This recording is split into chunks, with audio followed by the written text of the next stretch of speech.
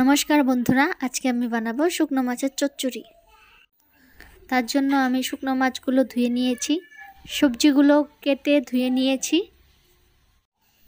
এখন কড়াইয়ে তেল দিয়ে তেলটা গরম হয়ে আসলে আমি এখানে শুকনো মাছগুলো ভালো করে ভেজে নেব।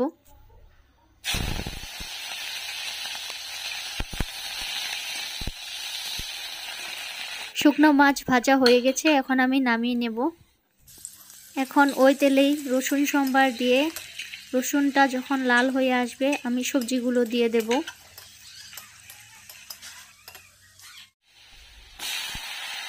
তারপর অল্প নেড়ে চেড়ে এখানে আমি লবণ আর হলুদের গুঁড়ো দিয়ে দেব।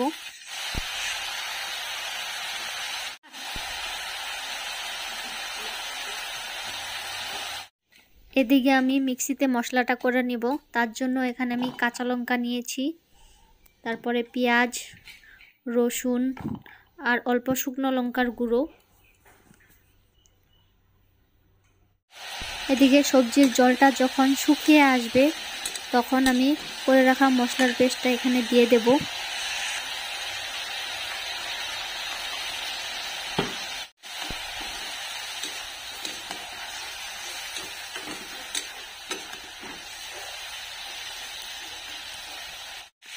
মশলাটা দেওয়ার পর ভালো করে সবজিটা ভেজে নেব, না হলে সবজি দিয়ে মশলার একটা কাঁচা সেন্ট বের হয়, তখন কিন্তু খেতে কোনো টেস্টি হয় না। সবজি ভাজা হয়ে গেছে, এখন আমি এখানে জল দিয়ে ভালো করে নেড়ে চেড়ে দেব।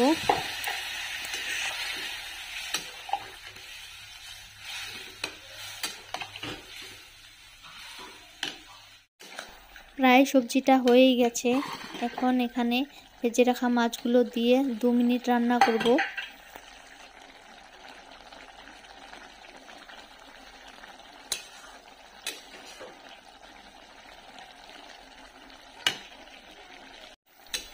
রান্না করা হয়েই গেছে, এখন আমি সবজিটা নামিয়ে নেব।